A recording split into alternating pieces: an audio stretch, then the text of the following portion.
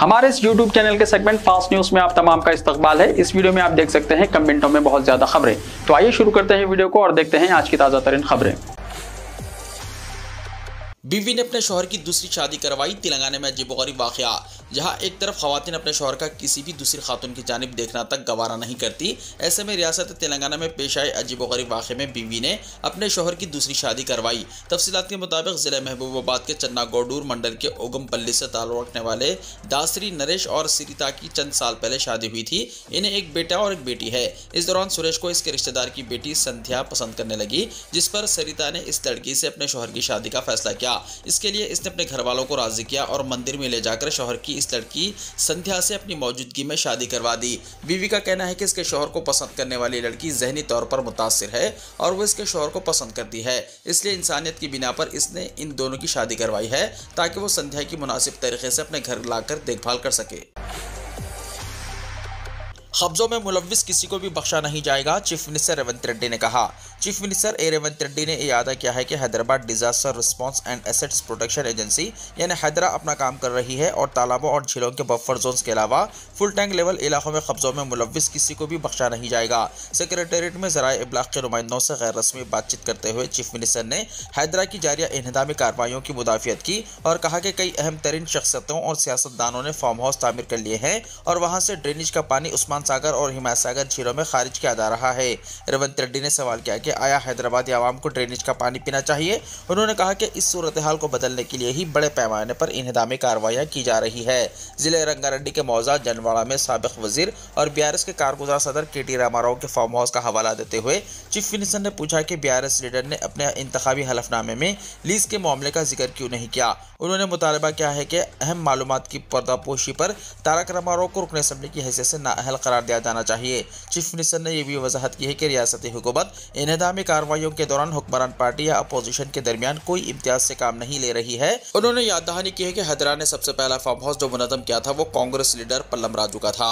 रुकन council BRS की कविता को सुप्रीम कोर्ट की जानिब से जमानत की मंजूरी पर इजहार ख्याल करते हुए चीफ मिनिस्टर ने कहा कि यह हकीकत है कि बीआरएस पार्टी ने हालिया पार्लिमानी इंतखाबात के दौरान कविता को जमानत के लिए लोकसभा की सीटों को कुर्बानी दी थी और कविता की जमानत बीआरएस बीजेपी इत्तेहाद का एक हिस्सा है। रेवंत रेड्डी ने कहा कि कविता को 5 महीने में ही जमानत मिल गई, जबकि इसी केस में दिल्ली के deputy chief minister Manish Sisodia 17 महीने तक जेल में रहे। इसी तरह दिल्ली के चीफ मिनिस्टर अरविंद केजरीवाल भी इसी आबकारी पॉलिसी केस में हुनूस जेल में हैं। चीफ मिनिस्टर ने कहा कि ज़राई कर्जों की मुआफ़ी पर तमाम जिले कलेक्टर दफातर में शिकायती सेल कायम किए गए हैं। उन्होंने बीआरएस कायदीन हरीश राव और तारक रामाराव को मशवरा दिया कि वो कांग्रेस हुकूमत पर तनकीद करने के बजाय ज़राई कर्ज की मुआफ़ी से महरूम किसानों की फहरिस्त इन शिकायती सेल में जमा करवाएं। कमिश्नर हैदरा ने फॉक्स सागर झील का दौरा किया।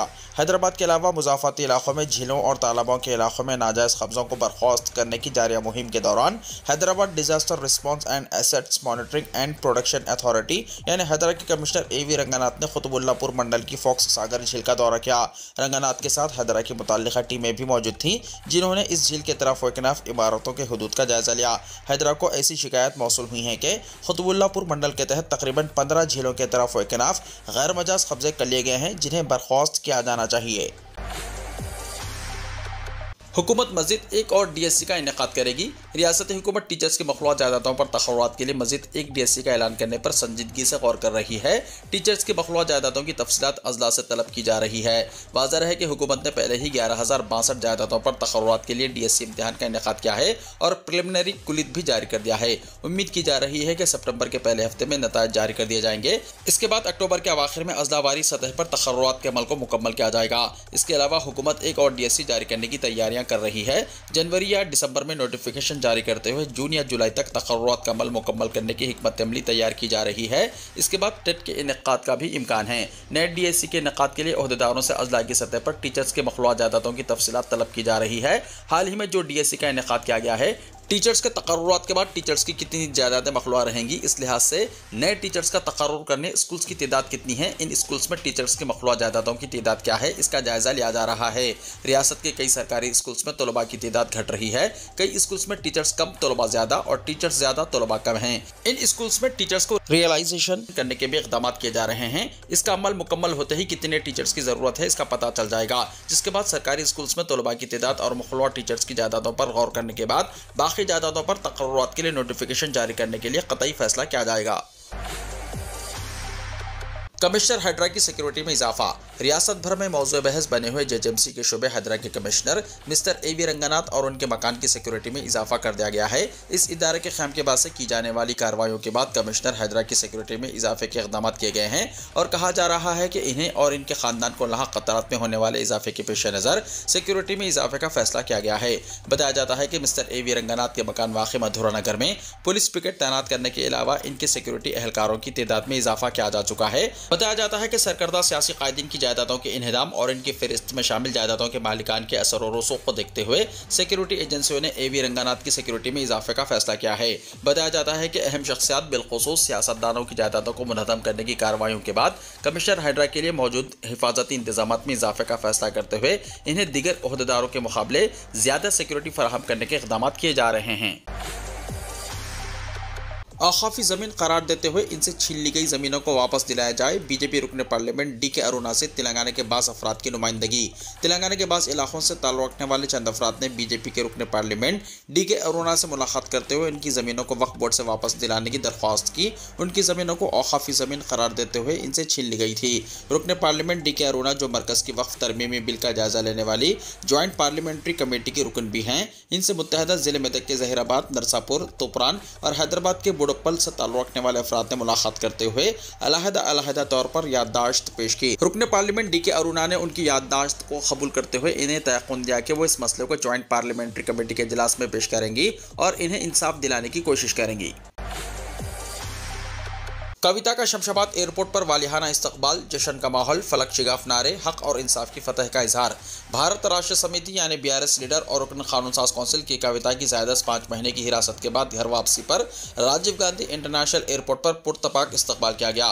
सुप्रीम कोर्ट ने दिल्ली एक्साइज पॉलिसी मामले में सेंट्रल ब्यूरो ऑफ इन्वेस्टिगेशन यानी CBI और इन्फोर्समेंट डायरेक्टोरेट यानी ED के जरिए शुरू करदा मुकदमात में कविता को मंगल के दिन जमानत मंजूर की थी। कविता की मकान वापसी के मौके पर इंतहाई जज्बाती मनाजिर देखे गए। कविता ने अपने अरकान खानदान और हामियों से मुलाकात की और इनसे अटूट वाबस्तगी पर इजहार तशक्कुर किया। बीआरएस कैडर, जो कि कविता की रिहाई का बेसब्री से मुंतजिर था, अपनी लीडर की रिहाई पर खुशी और मसरत के साथ साथ राहत का इजहार किया। पार्टी कारकुनों में ज़बरदस्त जोश व खरोश देखा गया। बेशतर अफराद ने इस लम्हे को इंसाफ की फतह से ताबीर किया। इस मौके पर मीडिया से बात करते हुए कविता ने झूठे इल्ज़ामात और सियासी इंतकाम के खिलाफ लड़ाई के अपने अज़्म का याद किया। उन्होंने अपने हामियों की अटूट वाबस्तगी पर शुक्रिया अदा किया और तेलंगाना के अवाम के लिए अपनी खिदमत को जारी रखने का वादा किया। कविता का हजारों पुरजोश कारकुनों ने एयरपोर्ट पर वालिहाना इस्तकबाल किया कि कविता पर फूल बरसाए गए। हामी अपने हाथों में प्ले कार्ड्स भी थामे हुए थे जिस पर एक जंगजू की दुख्तर, सच की फतेह, इंसाफ, कामयाबी जैसे नारे तहरीर थे। यहाँ सूरत हाल जश्न का मंजर पेश कर रही थी। बीआरएस कैडर और कविता के हामियों ने उनकी वापसी का शानदार जश्न मनाया और उनकी वापसी पर खुशी और मसरत का इजहार किया। के कविता के साथ उनके अरकान खानदान बशमुल भाई और कारगुजार सदर बीआरएस के टी रामाराव भी मौजूद थे। एयरपोर्ट पर हजारों अफराद ने कविता का शानदार इस्तकबाल किया और गाड़ियों के एक बड़े काफिले के जरिए कविता एयरपोर्ट से अपनी रिहाइशगाह रवाना हुई। रास्ते में कविता के इस्तकबाल के लिए बड़े बड़े कटआउट्स और बैनर्स आविज़ा किए गए थे कि कविता के हामियों का जोश और खरोश इनसे अटूट वाबस्तगी की अक्कासी करता है। रास्ते में पुरजोश हामियों ने फरते मसरत से सरशार होकर बीआरएस तेलंगाना की कविता के हक में फलक शिगाफ नारे बुलंद किए। जूनियर कॉलेजेस में 2280 आरजी मुलाजमिन के तकर्रुर को मंजूरी। तेलंगाना हुकूमत ने जूनियर कॉलेजेस में 2280 आरजी मुलाजमिन के तकर्रुरात की मंजूरी दी है। रियासत भर के मुख्तलिफ जूनियर कॉलेजेस में 1654 गेस्ट, 449 कॉन्ट्रैक्ट, 96 जुज़वक्ती, 78 आउटसोर्सिंग, 3 अकल तरीन टाइम स्केल लेक्चरर्स के तकर्रुरात के लिए महकमा फाइनेंस ने अहकाम जारी किए हैं। आइंदा साल 31 मार्च तक जूनियर कॉलेजेस में पढ़ाने के लिए इंटर कमिश्नरेट ये आरजी तकर्रुरात कर रहा है। आरटीसी ने नए मेट्रो डिलक्स बस पासेस जारी किए। Telangana state road transport corporation की जानिब से मुतारिफ करदा नए मेट्रो डिलक्स महाना पास के जरिए शहर में शहरी अब रुकावट से पाक सफ़र का तजर्बा हासिल कर सकते हैं। ग्रेटर हैदराबाद के जोन के ओहदेदारों ने कहा कि इस पास से न सिर्फ मेट्रो डिलक्स बसों में सफ़र की सहूलत होगी बल्कि इसके जरिए मेट्रो एक्सप्रेस, ई बसेस, शहर और नवाही इलाकों की सिटी ऑर्डिनरी बसों में सफ़र की सहूलत हासिल हो सकेगी। ग्रेटर हैदराबाद जोन आरटीसी ने मेट्रो ग्रीन डिलक्स महाना बस पास की खिदमत 1450 रुपये का ऐलान किया। इस पास के जरिए शहरी metro, deluxe metro, express, e metro, non AC, city, ordinary और सब अर्बन बसों में हैदराबाद और मुज़ाफ़ाती इलाकों के हुदूद में सफ़र कर सकते हैं। आरटीसी हुक्काम के मुताबिक बस पासेस इतवार, छुट्टी के दिनों के बशमूल रोज़ाना 6:30 बजे सुबह ता 8:15 बजे सुबह जारी किए जाएंगे। ये पासेस ग्रेटर हैदराबाद जोन के तमाम बस पास सेंटर्स में जारी किए जाएंगे। क़ब्ल से आरटीसी ने green metro luxury electric AC बसों के पासेस, जिनकी कीमत माहाना 1900 रुपये है, जारी किए थे। होटल के कमरों से खुफिया सीसीटीवी कैमरे जब्त, होटल मालिक गिरफ्तार। शमशाबाद मुंसिपल हुदूद में वाक़ मधुरा नगर कॉलोनी में एक होटल के मालिक को शमशाबाद RGIA पुलिस ने गिरफ्तार कर लिया। तफसीलात के मुताबिक गणेश साकिन उंगुल आंध्र प्रदेश 3 साल पहले शमशाबाद में किराए पर मकान हासिल करके सीता ग्रैंड होटल चला रहा था। चंद दिन पहले एक जोड़े ने होटल का कमरा किराए पर लिया था और बाद में कमरा खाली करके चले गए, जिसके बाद होटल मालिक गणेश ने इन्हें वीडियोस भेजे जो होटल के कमरे में स्विच बोर्ड में छुपाए गए कैमरे से लिए थे। इस तरह इन्हें ब्लैकमेल करते हुए पैसों का मुतालबा कर रहा था। जोड़े की शिकायत पर पुलिस ने होटल पर धावा करते हुए होटल मालिक को गिरफ्तार कर लिया और स्विच बोर्ड से खुफिया कैमरों को जब्त कर लिया। इसके मोबाइल में भी कई जोड़ों के वीडियोस थे। फर्नीचर की दुकान में आग। मल्लेपल्ली इलाके के सीताराम बाग में कल रात फर्नीचर की दुकान में बड़े पैमाने पर आग लग गई। मुकामी अफराद ने इस आग के साथ कसीफ धुएं को देखकर फायर ब्रिगेड के अमले को इस बात की इत्तला दी, जिसके बाद फायर ब्रिगेड के अमले ने वहां पहुंचकर काफी जिद्दोजहद के बाद आग पर काबू पाया। आग लगने की वजह मालूम न हो सकी। इस वाक़े में किसी जानी नुकसान या फिर किसी के झुलसने की कोई इत्तला नहीं मिली। अलबत्ता बड़े पैमाने पर माली नुकसान जरूर हुआ है। तेलंगाना में 30 अगस्त तथा 1 सितंबर शदीद से शदीद तरीन बारिश का इम्कान। महकमे मौसमियात ने तेलंगाना में कहीं कहीं 30 अगस्त तथा 1 सितंबर शदीद से शदीद तरीन बारिश का इम्कान जाहिर किया है। चारशंबे को जारी करदा यौमिया रिपोर्ट में कहा गया है कि आइंदा 6 दिन के दौरान रियासत में चंद मुकामात पर गरज चमक के साथ बारिश और 30 से 40 किलोमीटर फी घंटे की रफ्तार से तेज हवाएं चल सकती हैं। आइंदा 7 दिन के दौरान तेलंगाना में चंद मुकामात या कहीं कहीं हल्की तो औसत बारिश या बूंदाबांदी का इम्कान भी जाहिर किया गया है। रियासत में जुनूब मगरबी मानसून कमजोर हो गया है। गुज़िश्ता 24 घंटों के दौरान तेलंगाना में चंद मुकामात पर बारिश हुई। हैदराबाद में चारशंबे को सुबह से अबर आलूद रहा, लेकिन बारिश नहीं हुई। मुल्क में 5 दिन के लिए पासपोर्ट खिदमात बंद। मुल्क भर में पासपोर्ट सर्विस 5 दिन के लिए बंद रहेगी। महकमा पासपोर्ट ने एक एडवाइजरी जारी करते हुए ये इत्तला दी। महकमे ने कहा कि पासपोर्ट सेवा पोर्टल तकनीकी देखभाल की वजह से 29 अगस्त की रात 8 बजे से 2 सितंबर की सुबह 6 बजे तक बंद रहेगा। यानी अब नया पासपोर्ट हासिल करने के लिए आपको 5 दिन इंतजार करना पड़ेगा। इसके साथ ही अगर आपने पहले ही नए पासपोर्ट के लिए अप्लाई किया है और आपको इसके लिए 30 अगस्त से 2 सितंबर के दरमियान की तारीख मिल गई है तो वो भी मनसूख कर दी जाएगी और बढ़ा दी जाएगी। महकमे पासपोर्ट एडवाइजरी में कहा कि 5 दिन तक महकमे का कोई काम नहीं होगा। खिदमत की मुअत्तली का असर पासपोर्ट सेवा केंद्र के साथ साथ मुकामी पासपोर्ट दफ्तर और वजारत खारजा में भी नजर आएगा। वक्फ तरमीमी बिल पर अवामी तजावीज़ तलब, पार्लियामेंट की मुश्तरका कमेटी का ऐलान। वक्फ तरमीमी बिल 2024 के बारे में पार्लियामेंट की ज्वाइंट कमेटी ने अवाम, गैर सरकारी तंजीमों, NGOs, माहिरीन, मुतल्लिक़ा फ़रीक़ों और इदारों से उनके नज़रियात और तजावीज़ तलब की हैं। लोकसभा सेक्रेटेरिएट ने एक बयान में कहा कि कमेटी को तहरीरी तजावीज़ भेजने के ख्वाहिशमंद अफराद लोकसभा सेक्रेटेरिएट के जॉइंट सेक्रेटरी को अंग्रेज़ी या हिंदी में 2 कॉपियाँ इरसाल कर सकते हैं। इसके अलावा वो ईमेल प्रोटेक्टेड को ईमेल भी रवाना कर सकते हैं। ये तजावीज़ इस खबर की इशाअत की तारीख से 15 दिन के अंदर पहुंच जानी चाहिए। वक्फ तरमीमी बिल को जिसे बजट इजलास के दौरान लोकसभा में पेश किया गया था, जायजे की गर्ज से पार्लियामेंट की ज्वाइंट कमेटी के पास रवाना किया गया। ये कमेटी इस साल पार्लियामेंट के सरमाई इजलास के पहले हफ्ते के आखिरी दिन ऐवान में इस बिल के बारे में अपनी रिपोर्ट पेश करेगी। वाज़ेह है कि इस बिल के खिलाफ अक़लियतों में बरहमी की लहर पाई जाती है और इसकी शिद्दत के साथ मुखालिफत की जा रही है। 10 दिन में इस्मत दरी मुतासरीन को इंसाफ दिलाएंगे, हम नया कानून लाएंगे। एहतजाजी मुजाहरों के दौरान ममता बनर्जी का ऐलान। कोलकाता के RG कार मेडिकल कॉलेज और अस्पताल में ज़ेर तरबियत खातून डॉक्टर की इस्मत दरी और कत्ल मामले पर एहतजाजी मुजाहरे हुनूस जारी हैं। बीजेपी ने आज बंगाल बंद भी किया है, लेकिन इस ताल्लुक से वज़ीर आला ममता बनर्जी ने सख्त नाराज़गी जाहिर की है। उन्होंने अपने एक बयान में कहा कि बीजेपी इंसाफ नहीं चाहती, वो सिर्फ बंगाल को बदनाम करने की कोशिश कर रही है। साथ ही वज़ीर आला ने ऐलान किया है कि हम ऐसा कानून लाएंगे जिसमें 10 दिनों के अंदर इस्मत दरी मुतासरीन को इंसाफ मिलेगा। इस्मत दरी मुतासरीन को इंसाफ दिलाने पर जोर देते हुए वज़ीर आला ने चारशंबे के रोज कहा कि आइंदा हफ्ते हम असेंबली इजलास बुलाएंगे। हम मगरबी बंगाल में इस्मत दरी मुतासरीन को इंसाफ दिलाने के मकसद से नया कानून लाएंगे, जहां महज 10 दिनों में केस खत्म हो जाएगा। इस तजवीज़ को मंजूरी के लिए गवर्नर के पास भेजेंगे। अगर गवर्नर इसे मंजूर नहीं करते हैं तो राजभवन के सामने धरना भी देंगे। बीजेपी के जरिए आज तलब किए गए 12 घंटे के बंगाल बंद को हदफ तनखीद बनाते हुए ममता बनर्जी ने कहा कि हमने आज का दिन RG कार डॉक्टर को वक्फ किया है। हम इस मामले में इंसाफ चाहते हैं, लेकिन बीजेपी ने आज बंद का ऐलान कर दिया है वो लोग इंसाफ नहीं चाहते बल्कि सिर्फ बंगाल को बदनाम करने की कोशिश कर रहे हैं। उन्होंने मजीद कहा कि बीजेपी ने कसदन लाशों की सियासत करने के लिए बंद का ऐलान किया है। वो डॉक्टरों के मुजाहिरे को भटकाने की कोशिश कर रहे हैं। मैं उनकी मजम्मत करती हूँ। बीजेपी के लोगों ने बस को आग लगा दी है, पुलिस पर बेरहमी से हमला किया है, रेल खिदमात भी मुतासर की गई हैं। चीफ मिनिस्टर ममता बनर्जी ने बीजेपी हुक्मरान रियासतों में हो रहे मजालिम का तस्करा करते हुए कहा कि बीजेपी लीडरान को अपने चीफ मिनिस्टरों से इस्तीफा मांगना चाहिए। उन्होंने कहा कि बीजेपी ने कभी भी उत्तर प्रदेश, मध्य प्रदेश और यहां तक कि मणिपुर के चीफ मिनिस्टर का इस्तीफा नहीं मांगा। बीजेपी बहुत जालिम है, बीजेपी जुल्म से भरी हुई है। बीजेपी को वज़ीर-ए-आज़म मोदी के खिलाफ बंद रखना चाहिए। यूपी, आसाम, राजस्थान, गुजरात, महाराष्ट्र के वाक़े के लिए पीएम ने एक बार भी जिम्मेदारी नहीं ली। 27 अगस्त को नाबन्ना मुजाहरा का तस्करा करते हुए उन्होंने कहा कि हमने कल नाबन्ना एहतजाजी रैली की तस्वीरें देखी। मैं हालात को अच्छी तरह से संभालने के लिए पुलिस को सलाम करती हूँ। बीजेपी की फटकार के बाद किसानों से मुताल्लिक़ काबिल एतराज़ बयान पर कंगना रनावत ने मांगी माफ़ी। मशहूर अदाकारा और बीजेपी रुकने पार्लियामेंट कंगना रनावत ने गुज़िश्ता दिनों किसानों और किसान तहरीक से मुताल्लिक़ इंतहाई काबिल एतराज़ बयान दिया था, जिसके लिए इन्हें पार्टी ने ही फटकार लगा दी थी। अब इस फटकार का असर देखने को मिला है। उन्होंने अपने मुतनाज़ा बयान के लिए पार्टी से माफ़ी मांग ली है। कंगना रनावत ने न्यूज़ 24 को दिए गए एक इंटरव्यू में अपने बयान से पार्टी की हुई सुबह के मामले पर कहा कि मेरी वजह से जाने अनजाने में अगर पार्टी को कोई नुकसान होता है तो मुझसे ज़्यादा तकलीफ किसी को नहीं होगी।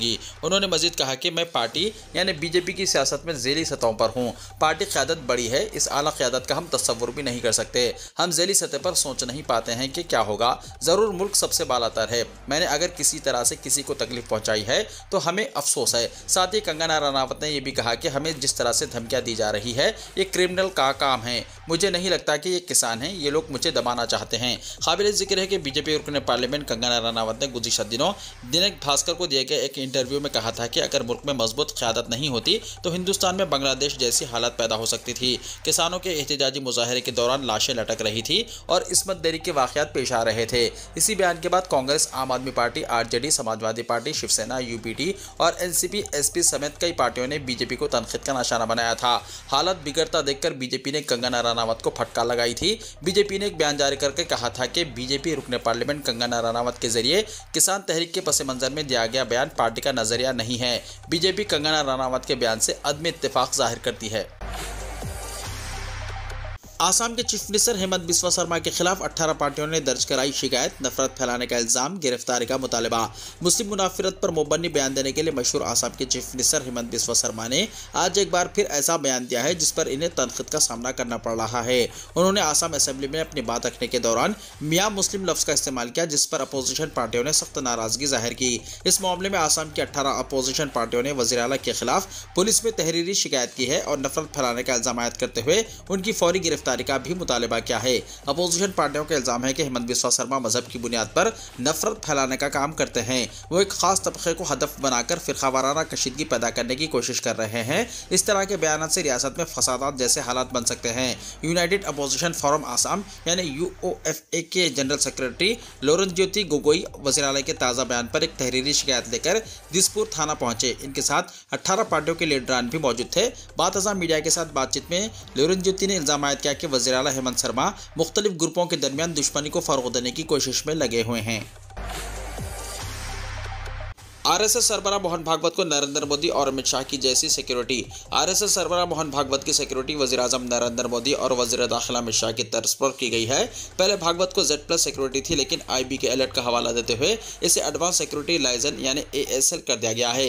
इस तरह अब वो CISF जवानों की निगरानी में रहेंगे। नई सिक्योरिटी मिलने के बाद मोहन भागवत जहाँ भी जाएंगे वहाँ पहले से ही CISF की टीम मौजूद रहेगी। वाज़ेह है कि सिक्योरिटी कैटेगरी और खुफिया ब्यूरो की तरफ से तहफ़्फ़ुज़ से मुतल्लिक़ खतरों को देखते हुए मुल्क के VVIP और दीगर इलाकों के लोगों को ये सिक्योरिटी दी जाती है।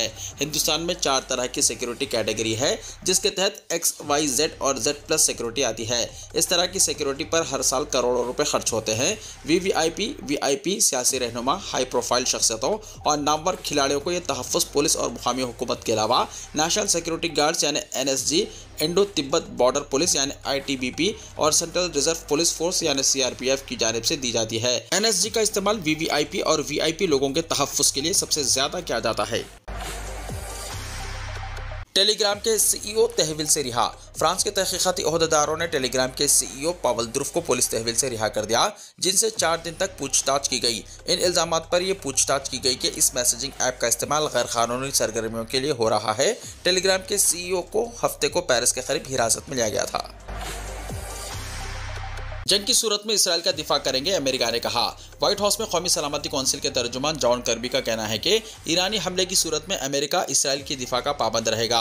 इसराइली टीवी चैनल 12 से गुफ्तगू करते हुए कर्बी ने मजीद कहा कि हमले के इम्कान के हवाले से कोई पेशनगोई करना मुश्किल है, ताहम व्हाइट हाउस ईरान के मौक़िफ़ को संजीदगी से ले रहा है। तर्जुमान ने कहा कि हम समझते हैं कि वो अभी तक अच्छी पोजीशन में हैं और अगर उन्होंने इरादा कर लिया तो वो हमला करने के लिए तैयार हैं। इसी वजह से हमने खित्ते में अपनी अफवाज में इजाफा कर दिया है।